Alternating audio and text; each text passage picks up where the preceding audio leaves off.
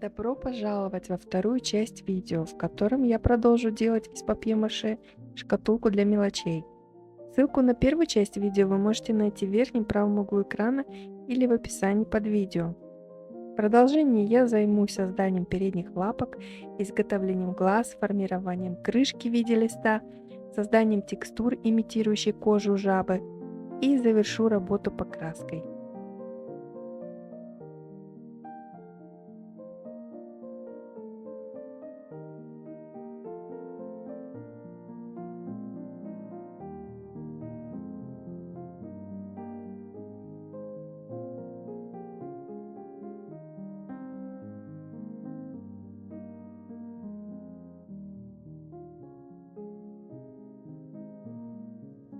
Прежде чем приступить к созданию передних лапок, я оформлю мордочку и обработаю те участки, доступ к которым будет затруднен. На бумаге нарисовала глаза и покрыла их смолой. Подойдет также бесцветный лак для ногтей, но лучше купить готовые глазки или разрисовать стеклянные капюшоны. Первый глаз уже готов, покажу пример на втором. Фиксирую его глазницы клеем ПВА, можно использовать термоклей. Кстати, глазки можно сделать и из термоклея, а потом разрисовать и покрыть лаком. Вокруг наношу густой слой клея, беру кусочки бумажной массы, из которой я лепила задние ноги, разминаю и приклеиваю вокруг глаз. Важно закрыть все пустоты, чтобы глаз не провалился после сушки.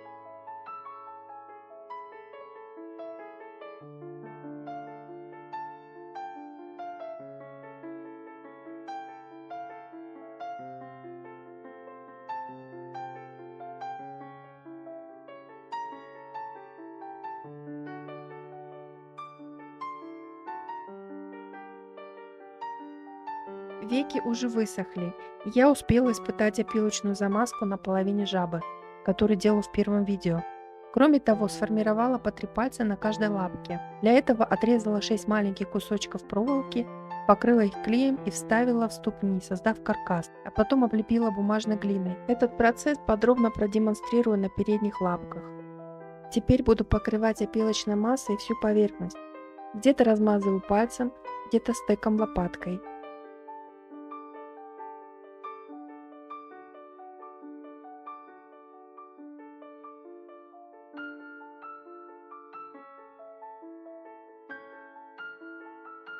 Слегка подсохший слой легче разглаживать. В некоторых местах делаю это кистью.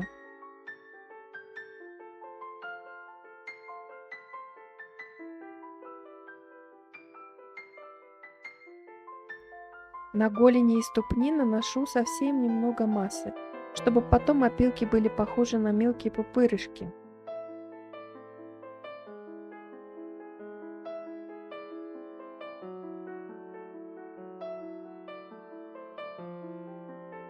Все готово, пусть опилочный слой подсохнет, а брюшко пока оставлю как есть.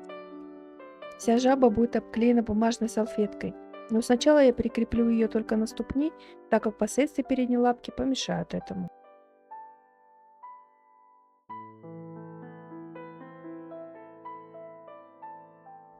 Не все салфетки подходят для создания нужной текстуры. При их покупке выбирайте однослойные с текстурой, напоминающей кожу амфибий, которые я называю с пупырышками. Вы также можете подобрать другие подходящие принты. Перед использованием проведите тест. Приклейте салфетку на кусок картона, дождитесь полного высыхания, затем тонируйте и оцените получившийся результат.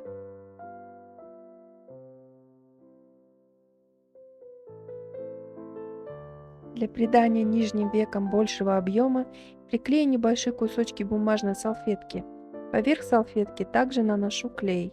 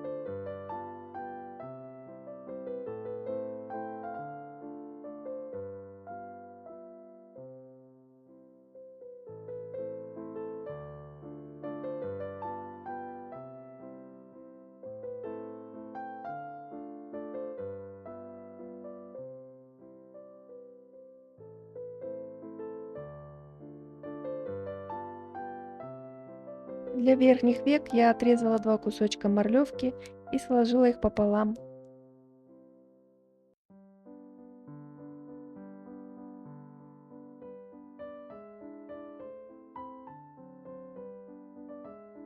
Обильно наношу клей над глазом и на ткань.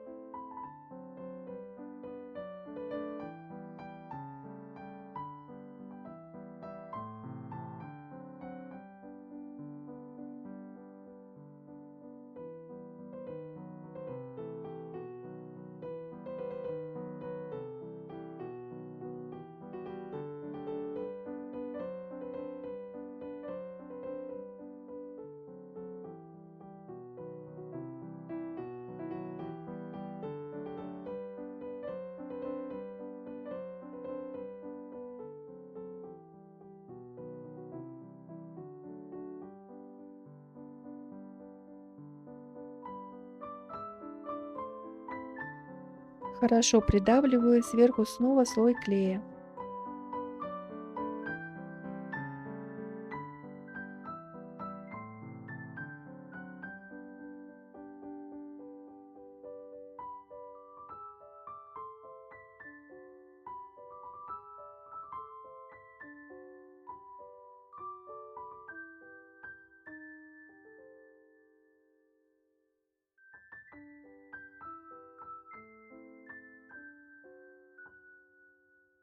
Веки другого глаза делаю аналогично.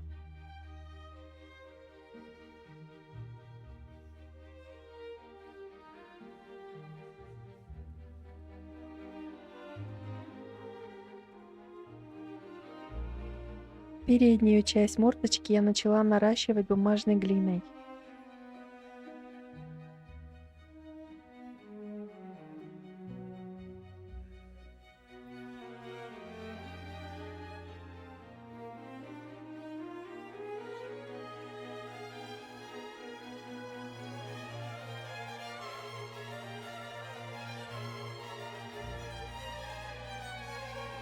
У жабы рот большой, заканчивается он за глазами, поэтому мне нужно создать также объем на щечках.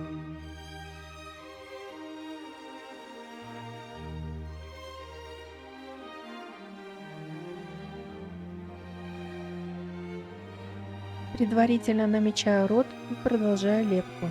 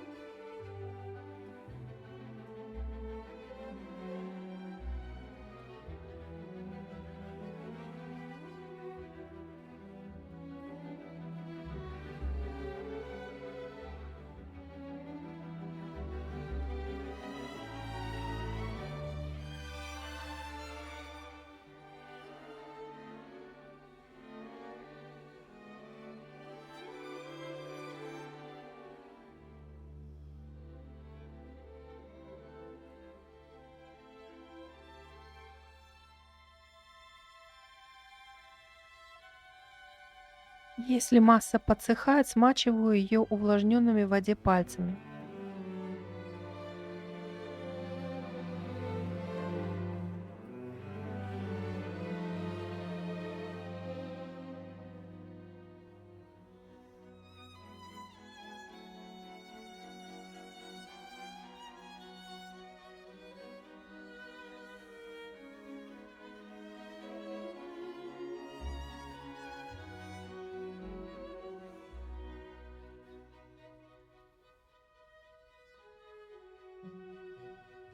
Прорезаю рот и закругляю уголки рта.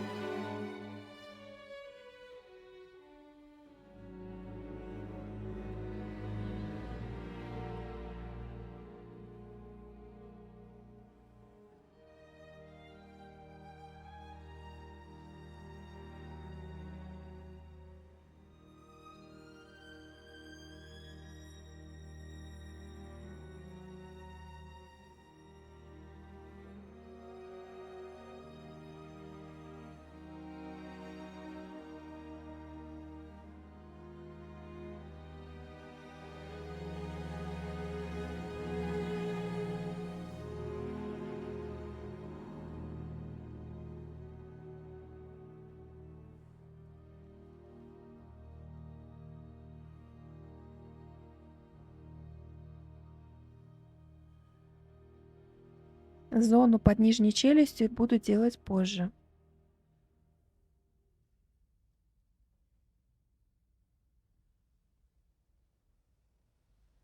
Приступаю к лепке передних лапок. Ранее я создала модель из пластилина, которая послужит образцом для работы.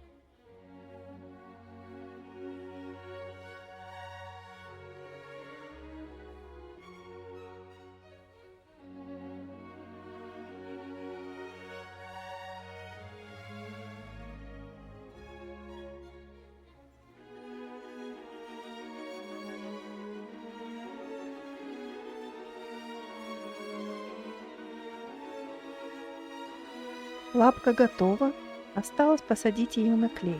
Аналогично буду делать другую.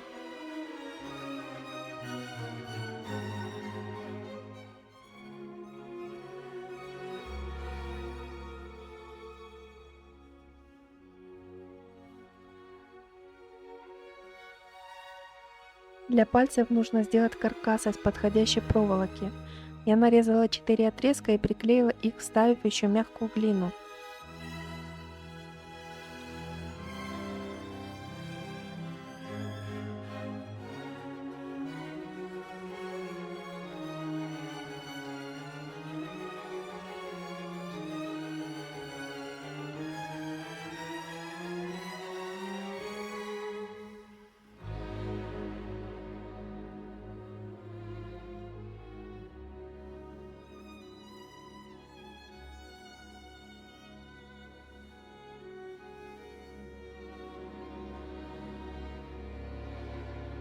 На этом шаге вновь нужна опилочная масса. Из нее буду делать складочки кожи над лапками.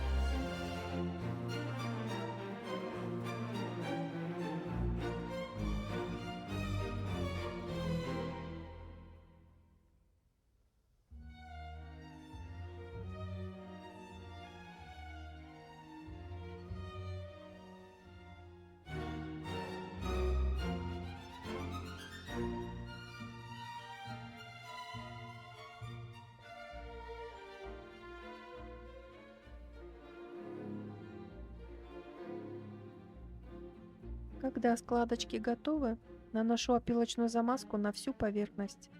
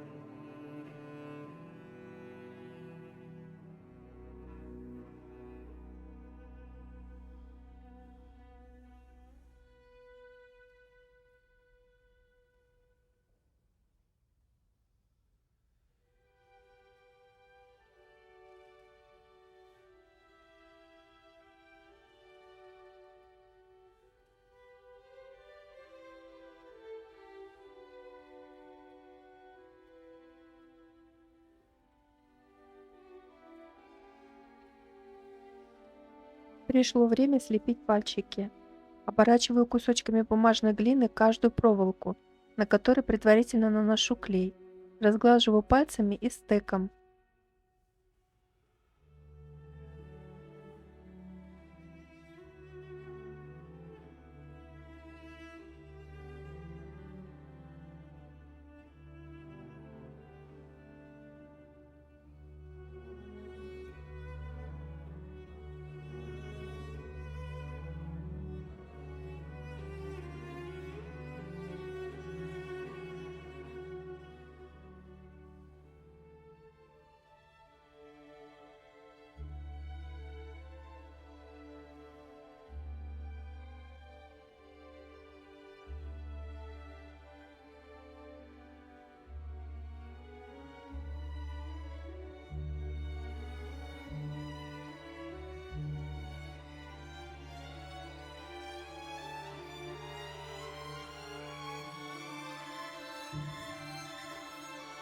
Шершавую текстуру кожи жабы обеспечат опилки. Однако также нужно сделать пупырышки. Я леплю шарики из бумажной глины различного размера и прикрепляю их в разных местах. Глина уменьшится в объеме после высыхания, поэтому делаю бугорки немного больше необходимого размера. Все пупырышки приклеены, и я еще сделала из опилочной массы 2 складки над глазами. Также выпирающие косточки черепа в виде треугольника, смыкающиеся у рта, и ноздри.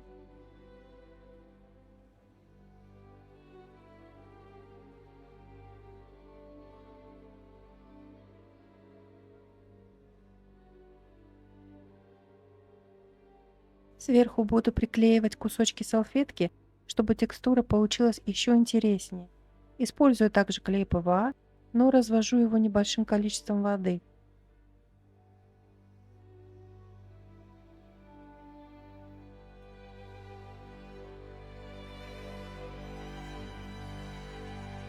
Кисточкой сильно не давлю, чтобы не сгладить рисунок салфетки.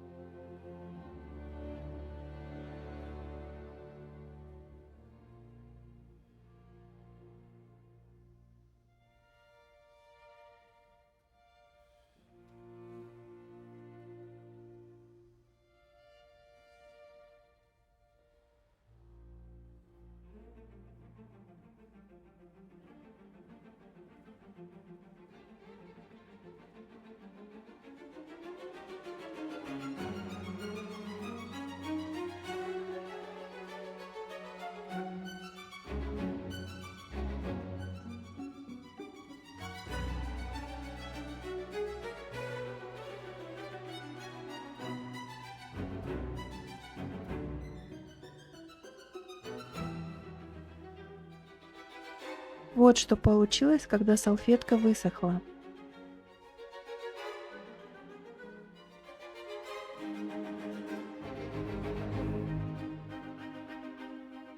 Перед покраской загрунтую на один слой всю поверхность акриловым грунтом из строительного магазина. Вы можете взять художественный грунт или развести акриловую краску в небольшом количестве воды. Грунтовка уменьшит расход красок и укрепит поверхность.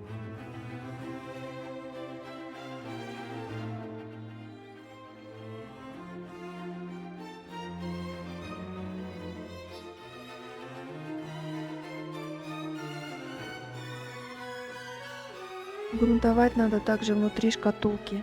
Перед этим очистите ее от соринок, которые могли туда попасть во время предыдущих работ.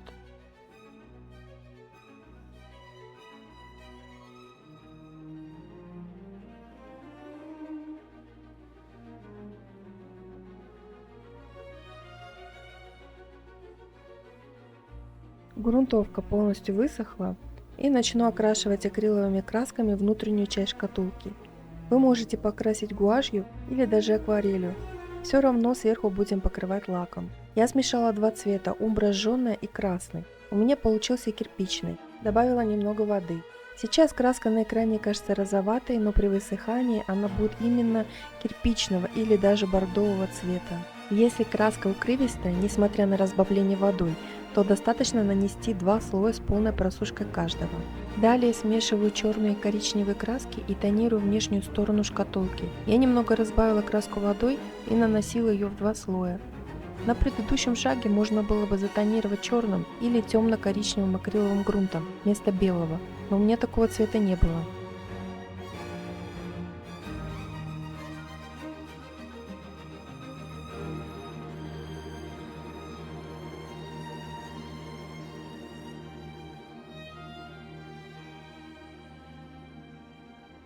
Тонировочный слой краски высох, теперь на выпуклые детали губкой нанесу темно-зеленый цвет.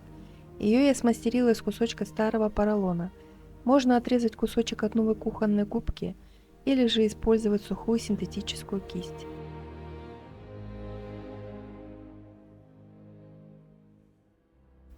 Вы можете видеть, что я беру совсем небольшое количество краски.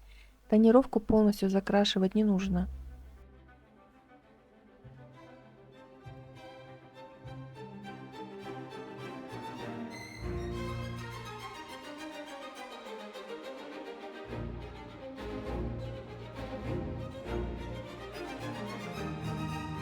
Растягиваю цвет по выпуклым местам кистью, на которой совсем мало краски.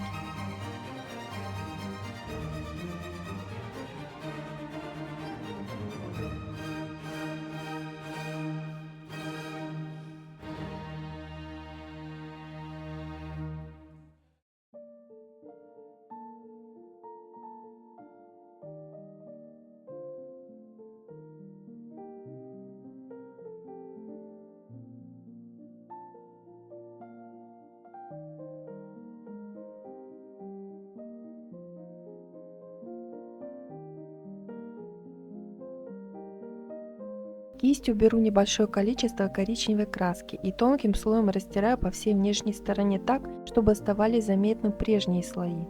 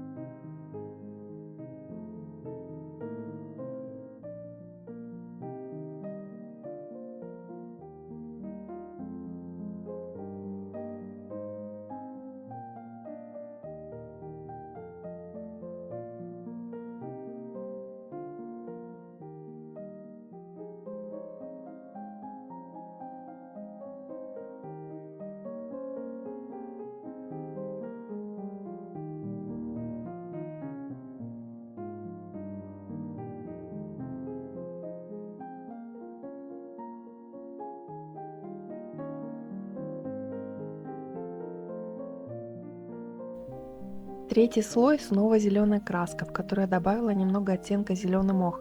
Главное наносить краску на выпуклые места тонким слоем, чтобы тонировочный слой и другие два кое-где проглядывались.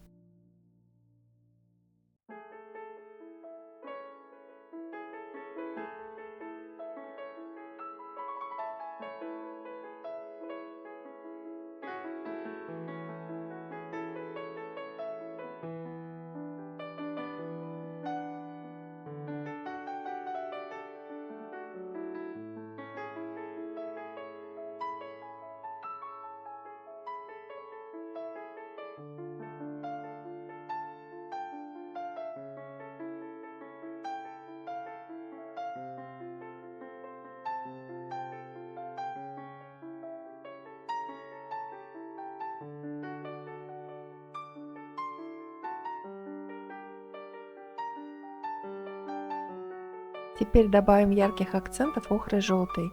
В районе рта, глаз, животика и ступней наношу чуть больше пятен, а в остальных местах слегка касаясь сухой кистью.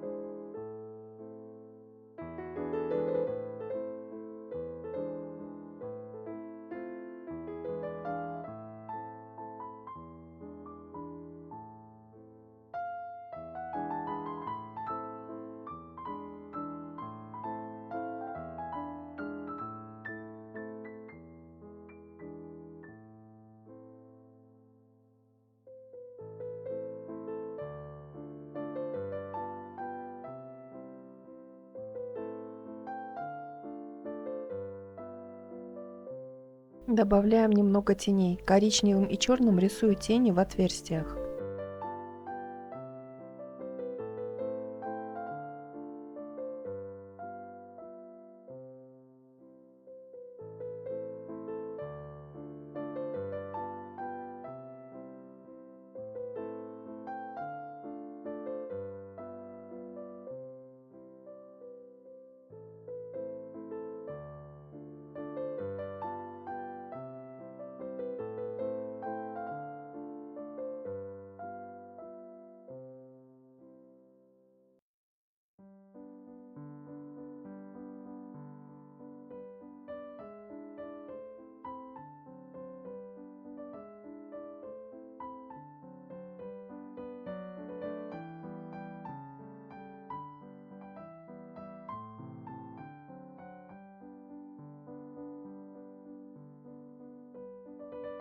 Последний слой высветляющий. Делаю это бежевым цветом, который получаю смешивание белой и коричневой краски. Одной кистью наношу краску по самым выступающим деталям, второй сухой кистью растираю ее.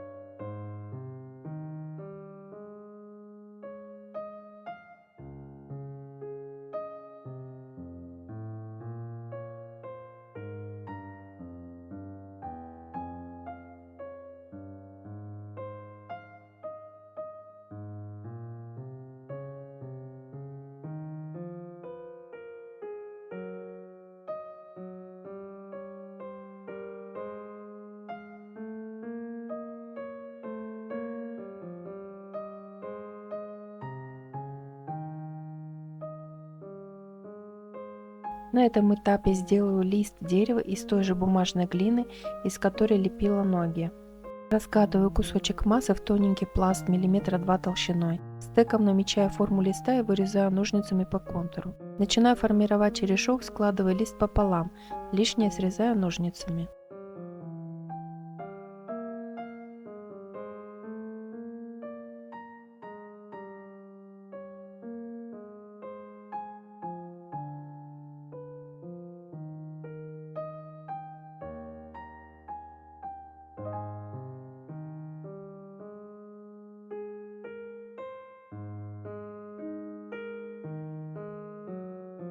Пальцами истончаю края листа. Примеряю к шкатулке.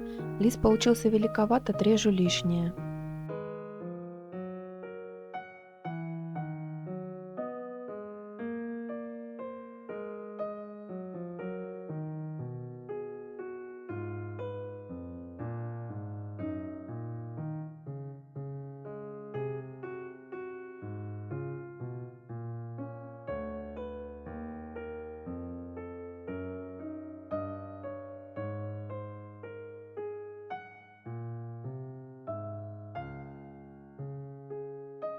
Стеком делаю жилки. Слегка смачиваю его водой, так как изделие подсыхает.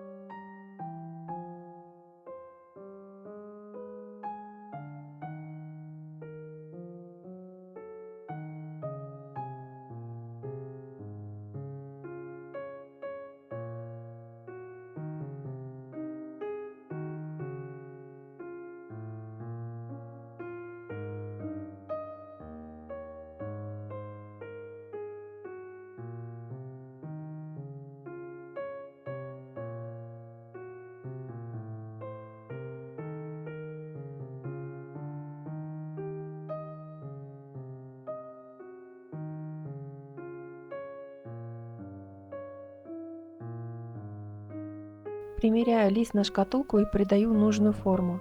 Чтобы зафиксировать нужный изгиб, во время сушки подложите под лист кусочки пластилина. Оставлю сушиться на 1 день.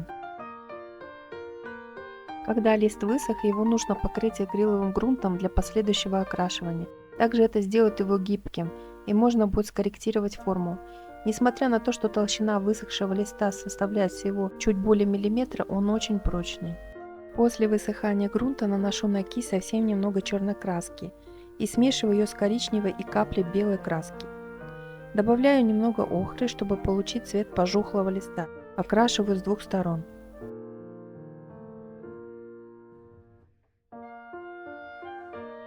В том месте, где лист будет прикрепляться к крышке, окрашивать не нужно. Далее наношу следующий слой краски цвета охры, а потом еще добавила каплю желтого. Края не закрашиваю.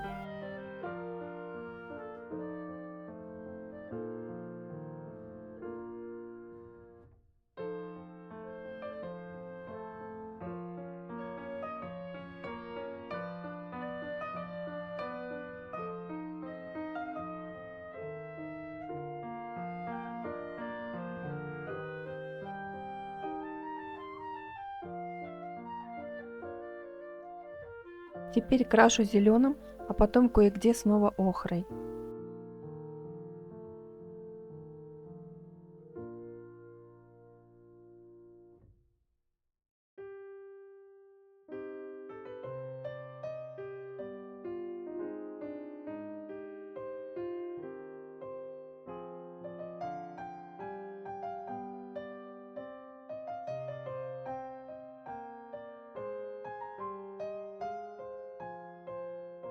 По центру, в прожилках и по краям добавляю коричневого цвета.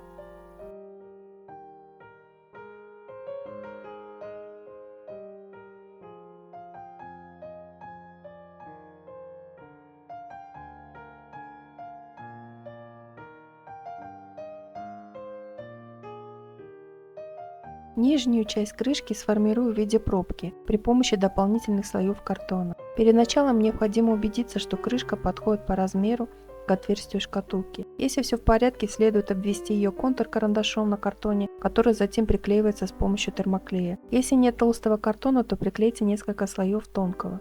Сначала я попробовала сделать крышку с выступающими краями, но потом их срезала, чтобы под листом она была малозаметной.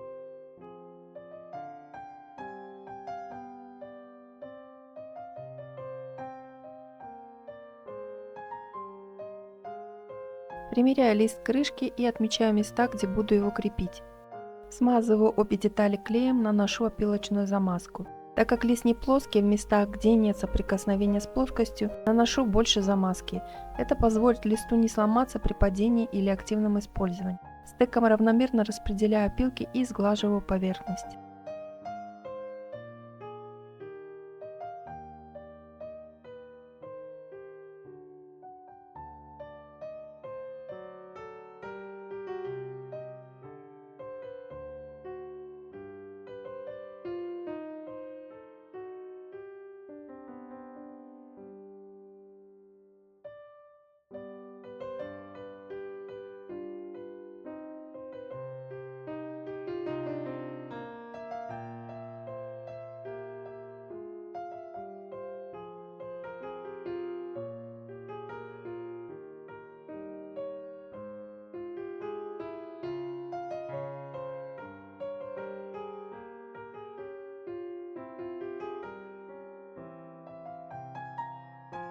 Когда нижняя часть крышки высохла, небольшим напильником выравниваю всю поверхность.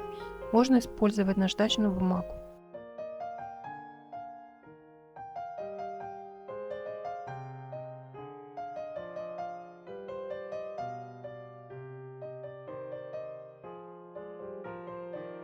Кистью смахиваю все пылинки. Рву салфетки на кусочки и приклеиваю их на нижнюю часть крышки.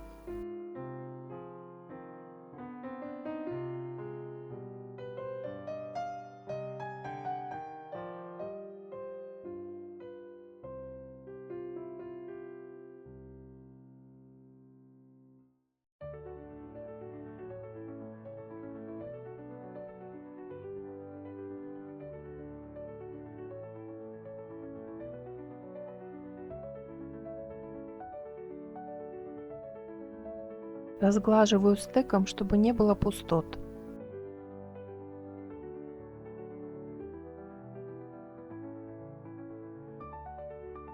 Когда салфетка высохнет, сверху наношу акриловый грунт. Когда грунт высохнет, окрашиваю крышку. Сначала темно-зеленый, потом охра и сверху тонким слоем коричневый, а потом чуть-чуть бежевого. Также поправляю цвета листа.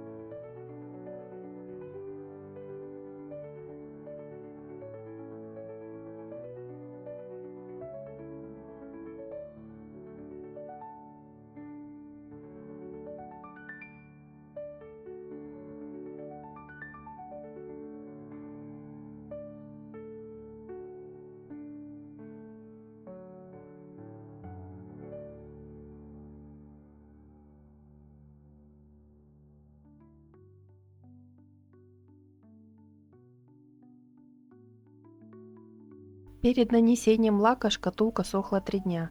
Я выбрала глянцевый лак для дерева с пигментом сосна. Называется он HV784. Этот лак быстро сохнет, водостойкий, выдерживает высокие температуры, а пигмент в его составе придает изделию дополнительный оттенок. Однако вы можете использовать любой глянцевый лак для дерева или глянцевый акриловый лак. Работу начинаю снаружи. Наношу лак на одну сторону, а после подсыхания лакирую другую сторону.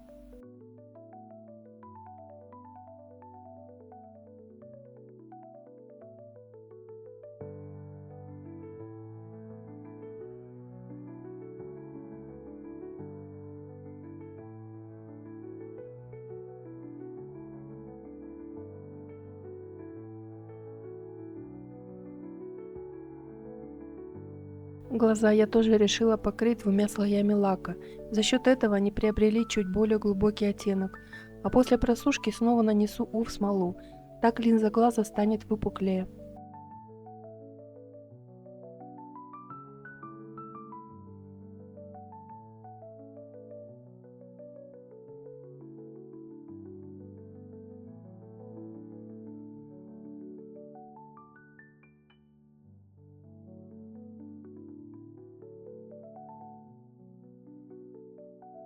Далее лакирую крышку каждую сторону по очереди.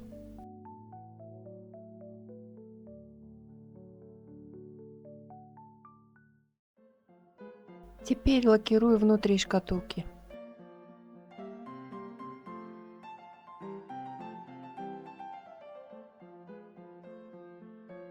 Готовую жабу я сушила на подоконнике неделю, может и больше.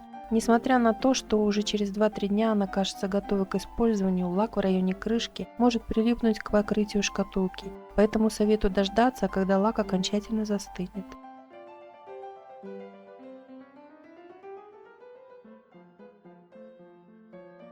Наконец поделка готова. Можем любоваться и складывать в нее небольшие вещицы или украшения.